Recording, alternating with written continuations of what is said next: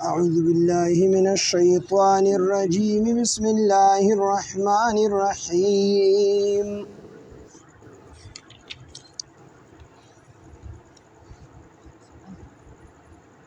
ولقد أرسلنا نوحا إلى قومه فقال يا قوم اعبدوا الله ما لكم من إله غيره أفلا تتقون فقال الملأ الذين كفروا من قومه ما هذا إلا بشر مثلكم يريد أن يتفضل عليكم ولو شاء الله لأنزل ملائكة ما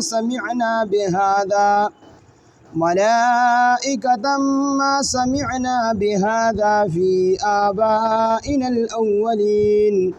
إن هو إلا رجل به جنة فتربصوا به حتى حين قال رب انصرني بما كذبون فأوحينا إليه أن اصنع الفلك بأعيننا ووحينا فإذا جاء أمرنا وفارت النور فاسلك فيها من كل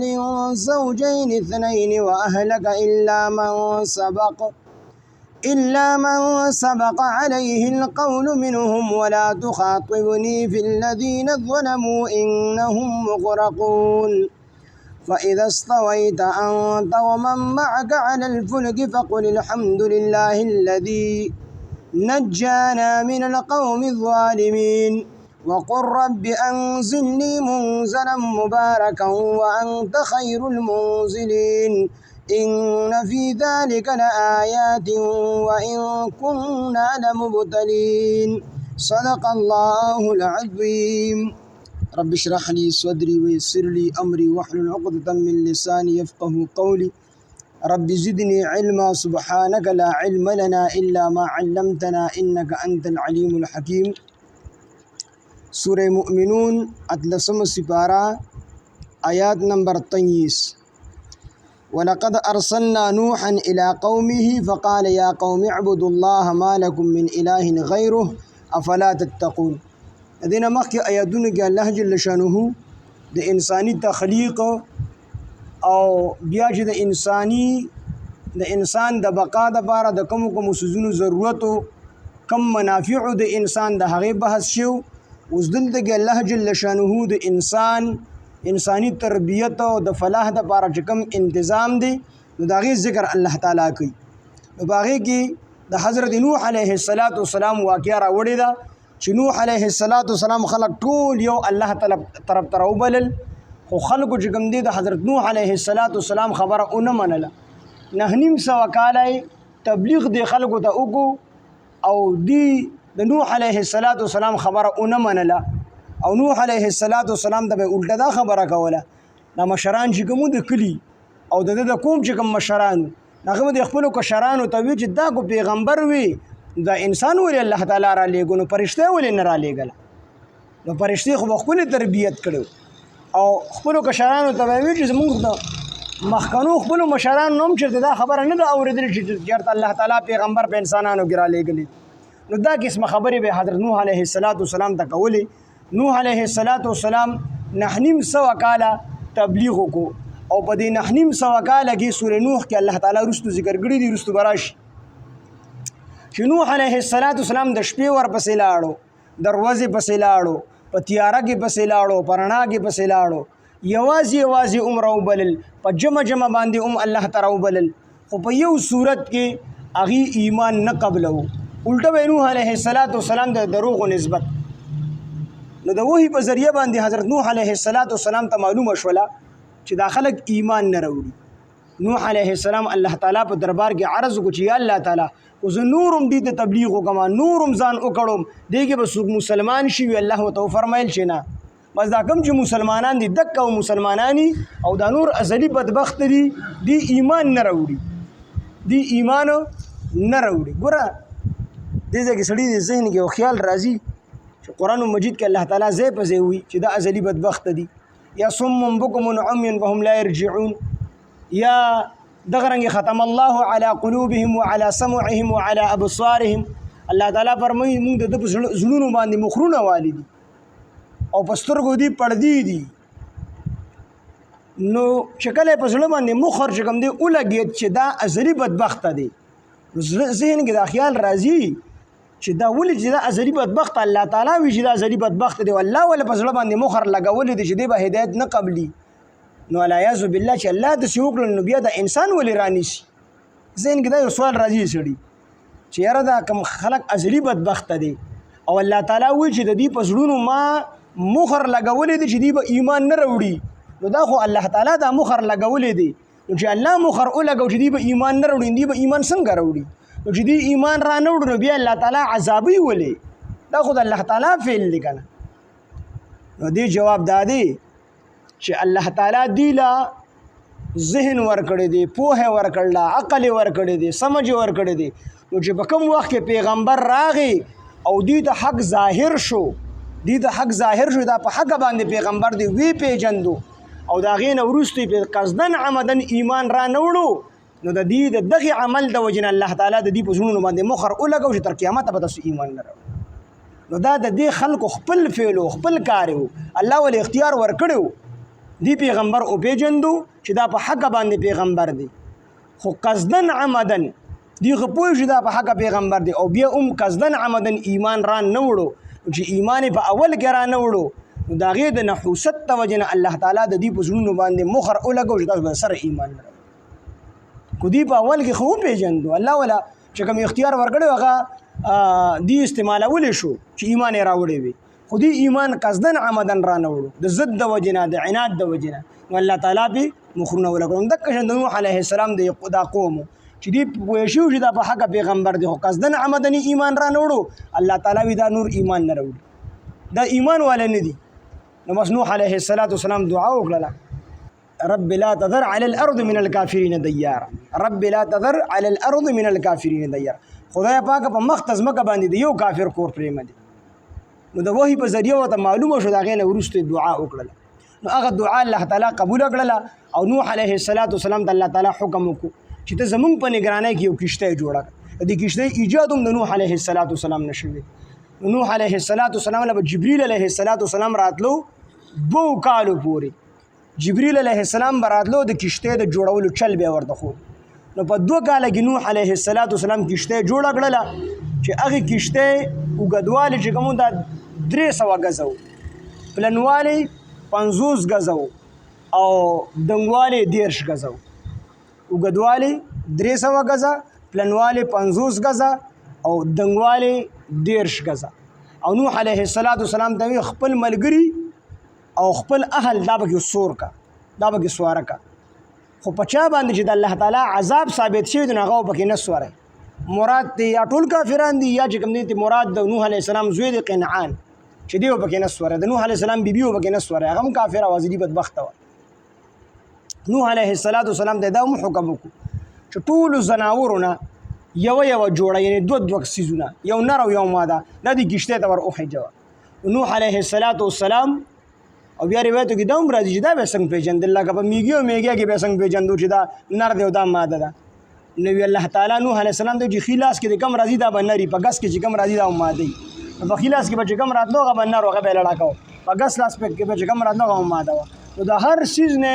یو جوړه دغې کشتۍ ته چې کوم دی ور وخېجوله او ځان سره د خوراک سامان هم ور وخېجو او بیا ورته الله تعالی علامه وښودله چې الله هغې به دا خېجی چې کله د تنور نه اوبه راووځي نو دا به د عذاب علامت وي. نو نوح علیه السلام چې کله دغه تنور نه اوبه را روانې شولې،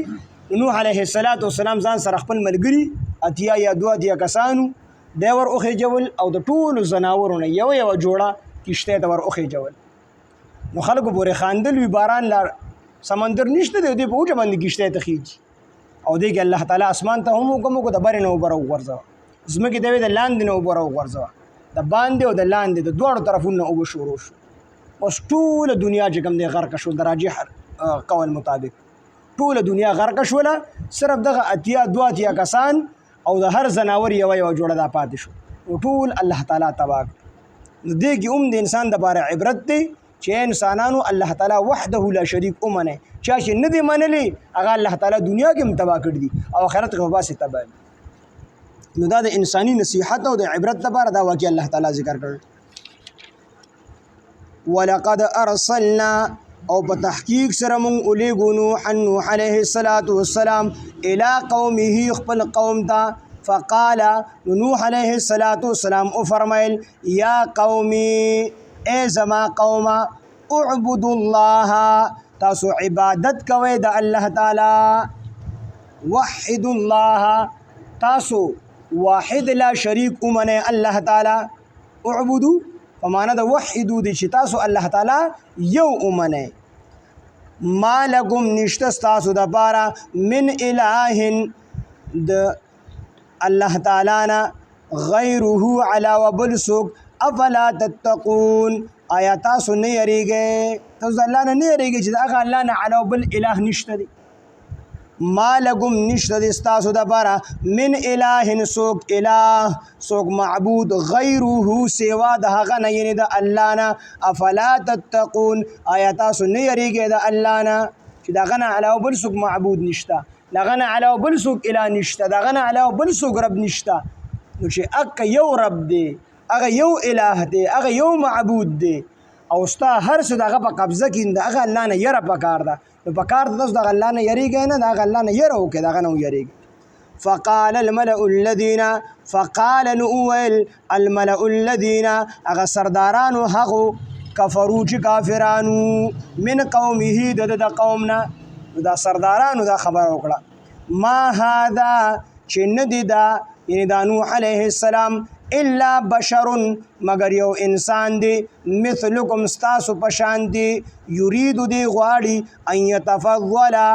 چې یرید ان يتفضل نو دی غوړوالی غواړي مشري غواړي یرید دی غواړي ان يتفضل چې مشري حاصلږي علیکم پتا سو باندې د سردارانو دا خبره وکړه د ملکانانو خلکو ته وی چې د نوح علیه السلام خو زمونږ د استاد په شان دی انسان دی نو چې انسان دی نو دې څنګه پیغمبر شو د نور څه مقصد نشته دی چې ځان پیغمبر حسابي د مقصد دا دی چې پتا سو باندې خپل غلبه ثابت کیو پتا سو باندې خپل مشري ومني چې دې تاسو مشر جوړ کې مشري غواړي دې پیغمبر نه دی الیاذ بالله دې مشري غواړي ولو شاء الله کجری غوښتل الله تعالی لانزل نو خامخا به نازل کړي و ملائکتن فرشتہ به نازل کړه نو دی ولې نازل او دی زموږ تاسو بشن انسان دی زموږ تاسو بشن خوراک کوي اسکاک کوي اغستل کوي خرڅول کوي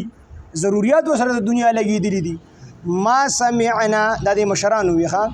ما سمعنا مونږ ندي اوریدلې بهذا دا خبره فی آبائنا د خپل مشرانو او الاولین مخکنونا مونږ دا خبره د خپل مشرانو نه دا اوریدلې چې انسان به هغه پیغمبري ان هو ندی دی یعنی دا نوح علیه السلام الا رجل مگر یو سړی دی به په د باندې جنۃ لیونتوب دی لیونی شوی دی فتربصوا پس تاسو انتظار کوئ به په باره د ده کې حتی حین تر یوې مودې پورې مودې نه مراد دلته مرګ دی چې دی به مړ شي الیاذ بالله دی به مړ شي نو بس موږ به دمه شو پس د دې تر مرګ پورې انتظار دی پس دی به لګي دی لیونی شوی دی او د لیونی سړي اخیری انجام دا چې کوم دی مرګ وي نو بس دی چې مړ شي نو موږ به دمه شو قال نوح علیه السلام او فرمایل رب اے رب زما انصرنی زما مدد وکي بما په سبب د هغه څه کذبون چې دوی ما ته دروغ نسبت کوي خدای پاک زما مدد وکي دا ظالمان خو ما ته دروغجن وي چې دا دروغجن دي نو زما مدد وکي الله تعالی بیا مدد وکړي الله تعالی جواب ورکړي فاوحینا الله وی مونږ وحی وکړه الیه دتا انسنع الفلک دا چې ته جوړه کړه وګشته باعیننا زمونږ د سترګو د وړاندې باعیننا عین سترګې ته ویل شي زمونږ د سترګو د وړاندې نو مطلب دا دی چې زمونږ په نگرانی کې باعیننا زمونږ د سترګو د وړاندې یعنی زمونږ په نگرانی کې دا کشته جوړه کا ووحینا زمونږ په وحی سره فاذا جاء امرنا پس هر کله چې راشي حکم زمونږه فاذا جاء پس هر کله چې راشي امرنا حکم زمونږه حکم نه مراد عذاب زمونږه زمونږ عذاب راشي. وفار التنور او جوش وهي تنورو دی ورته علامه وښودله چې زمونږ په نګرانۍ کې کښتۍ جوړه کا او بیا انتظار کوه د دې خبرې چې کله تنور جوش وي او په تنور کې اوبه راوخوټ کېږي نو دا به علامت ته دی وي چې بس عذاب را روان دی. نو پس ته بیا فوراً خپل ملګري او خپل دوستانو خپل اهل و عیال هغه اهل و عیال چې کوم په تا ایمان راوړی دی او د ټولو ځناورو نه یوه یوه جوړه دا به ته فوراً کښتۍ ته ورخیږي. دا به علامت وي. وفار التنور نو د تنور نه څه مراد دی؟ اوس وفار التنور د تنور نه څه مراد دی؟ نو په دې کې مختلف چې کوم دی اقوال دي، مختلف اقوال دي پکې. بعضې مفسرین وایي چې دا په شام کې یو خاص تنورو، په شام کې یو خاص تنورو او نوح علیه السلام ته الله تعالی حکم وکړو چې په دقې تنور کې اوبه راوخیږي نو بس دا به علامت د عذاب وي. او بعضې مفسرین وایي چې نه عام تنور کې نه مراد دی د ډوډو عام تنور چې په هر تنور کې یعنې په هر یو تنور کې به اوبه راوخوټ کېږي نو چې په هر تنور کې اوبه راوخوټ کېږي نو دا به علامت د عذاب وي ځکه چې په تنور کې خو اور بلیږي او اور او اوبه دا د یو بل مخالف وي نو چې په تنور کې اوبه راووتلې نو ته پوه شي په هر ځای کې به اوس اوبه راخېږي بس خپل ملګري د ځان سره کوه او کښتۍ ته خېږي. او بعضې مفسرین وایي چې دې نه مراد ټوله ځمکه ده، ټوله ځمکه ته هم تنور ویلی شي نو د دې ټولې ځمکې نه به اوبه راووځي نو چې کله د دې ټولې ځمکې نه اوبه راووځي نو دا به علامت د عذاب نو بس بیا خپل ملګري اچو. دا ټول اقوال پکې شته دي. وفار التنور او چې جوش وهي تنور نو فسلکو نو ورنن باسا ور داخل کا فیها پدی کشتے کی من کل زوجین اثنین دا هر قسمه زناورونه دو جوړي یعنی یو جوړه یعنی دو کسان نر او ماده من کل دا هر قسمه زناورونه زوجین اثنین دو جوړي و اهلک او خپل اهل دی کشته ته ور داخل کا الا من سوا د هغه چانه سبقا چوړاندې شوي دي علیه په هغه باندې القول خبره سوا د هغه چانه چې په هغه باندې خبره وړاندې شوې ده د خبرې نه مراد فیصله د عذاب په هغه شوې ده. الا مگر من هغه څوک سبقه چې وړاندې شوې ده علیه په هغه باندې القول فیصله د عذاب د الله د طرف نه په هغه باندې فیصله د عذاب شوې ده. یا د مراد صرف کنعان دی د نوح علیه السلام زوی دې ته مراد دی او یا د ټول کافران مراد دي چې په دې باندې الله تعالی فیصله د عذاب کړی.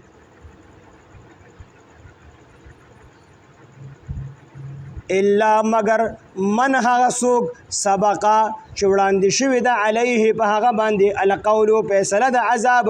منهم د دوینا ولا تخاطبني او مکوه خبره ما سره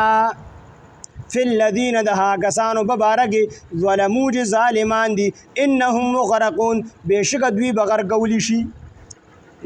نوح علیه السلام د الله تعالی حکم وکړو چې د هغه کسانو ببارکی به زمانه سوال نه کوي د چا ببارکی چې فیصله شوې ده کوم چې ظالمان دي کافران دي ازلي بدبخت دي د دې ببارکی به زمانه خیر نه غواړي نور چې کوم ستا اهل و عیال دي او کوم ستا ملګري دي مسلمانان دي ته به نجات ملاویږي او د دې نورو دپاره به د نجات سوال نه کوي. ولا تخاطبني او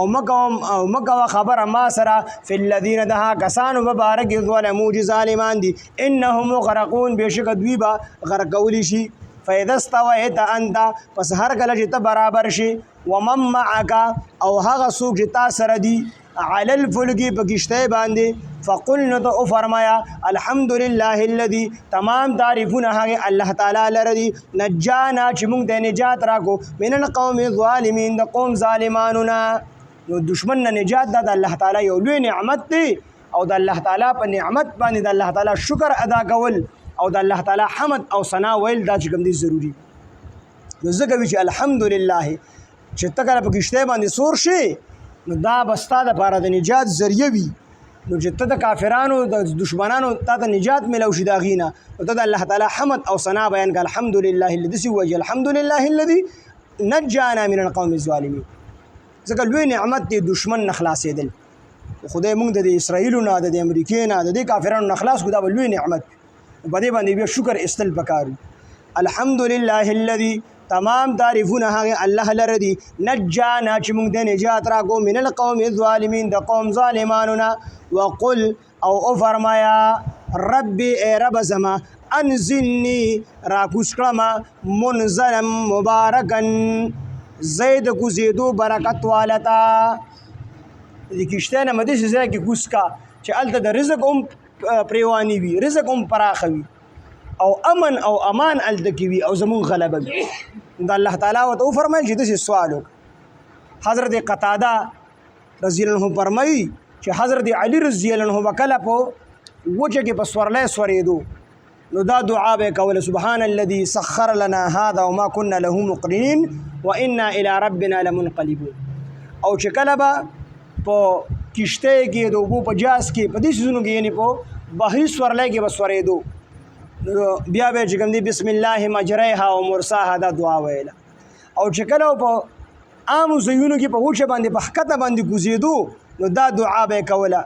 رب انزلني منزلا مباركا وانت خير المنزلين دا دعا به حضرت علي زن هو ویله موږ هم په کار دي چې کله په شړای کې سړی کوزيږي نو چې دا دعا وی رب انزلني منزلا مباركا وانت خير المنزلين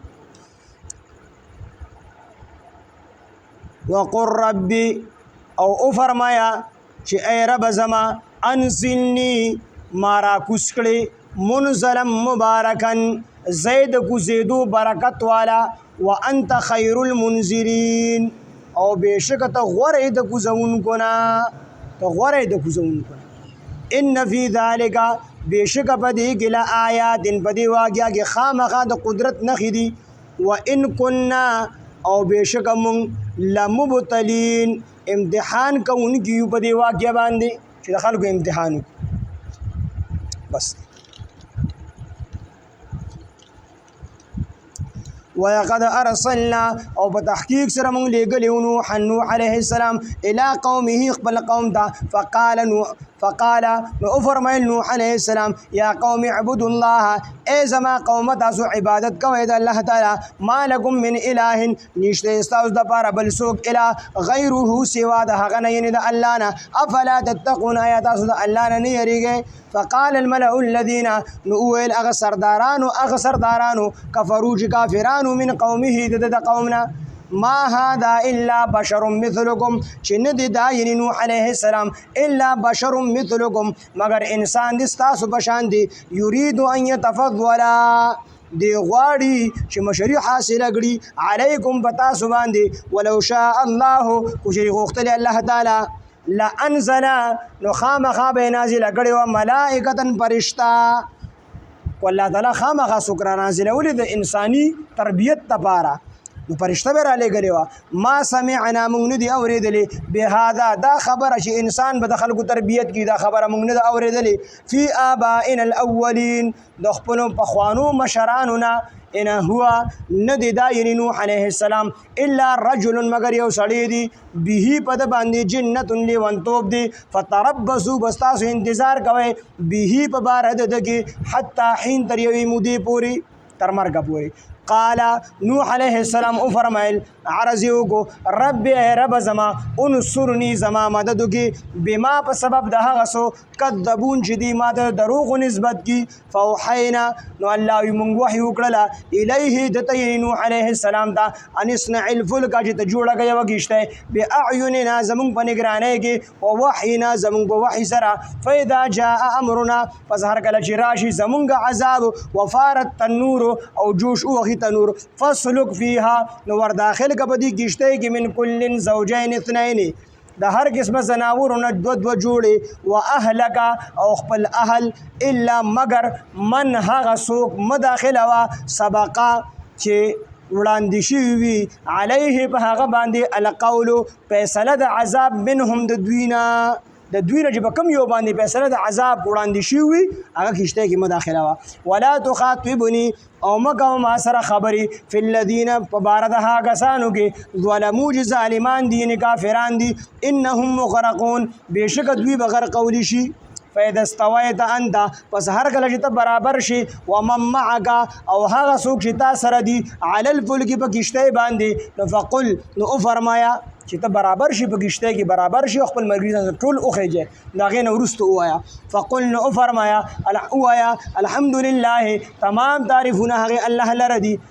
الحمدلله تمام تعریفونه لله خاص الله لردي الذي هغه الله لرا نجانا چې موږ د نجات را کو من القوم الظالمين د قوم ظالمانو وقل او فرمایا وایا ربي رب زما انزلني را کوشکلما منزلا مبارکا زید کوزیدو برکت والتا وانت خير المنزلين او تو غورق د کوزون ګنې د ټول کوزون ګنه د غورق کوزون کې ان فی ذلک بشک په دی واقعیا کې لا آیات خامخان نخدي نشانی دي وان كنا لمبتلین او بشک مونږه امتحان اغستون کیو په دی واقعیا سره سبحان الله وبحمده سبحانك اللهم وبحمدك اشهد ان لا اله الا انت نستغفرك ونتوب اليك سبحان ربك رب العزه عما يصفون وسلام على المرسلين والحمد لله رب العالمين